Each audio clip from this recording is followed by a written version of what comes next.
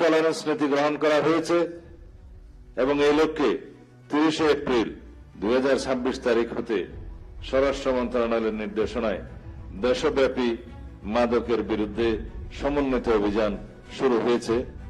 মাদকের বিরুদ্ধে যেভাবে অভিযান শুরু করেছি, একই সাথে চাঁদাবাজ, অস্ত্রধারী সন্ত্রাসী, তালিকাবদ্ধ এবং অন্যান্য দাগী আসামি তাদেরকেও আমরা ধরার জন্য অভিযান পরিচালনা করছি। একই সাথে আমরা জুয়া এবং অনলাইন জুয়া সহ অন্যান্য মানি ট্রান্সফারের সাথে যে সমস্ত বিষয় জড়িত আছে এগুলো বন্ধ করার জন্য আইনি কি কাঠামো আমাদের নিতে হবে সেজন্য একটা বিশেষ কমিটি আমরা করে দিয়েছি, যারা একটি আইন প্রণয়ন করবে অনলাইন জুয়াকে কিভাবে আমরা অ্যাড্রেস করতে পারি এবং সাইবার ক্রাইম, মানি ট্রান্সফারের সাথে জড়িত যে বিষয়গুলো আছে এগুলো আমরা একই সাথে উক্ত আইনে আনতে পারি কিনা সেজন্য একটা স্পেশাল কমিটি করে দিয়েছি। সেই আইনের ড্রাফটটা আমাদের সামনে আসলে আমি সেই বিষয়ে বিস্তারিত আলোচনা করব।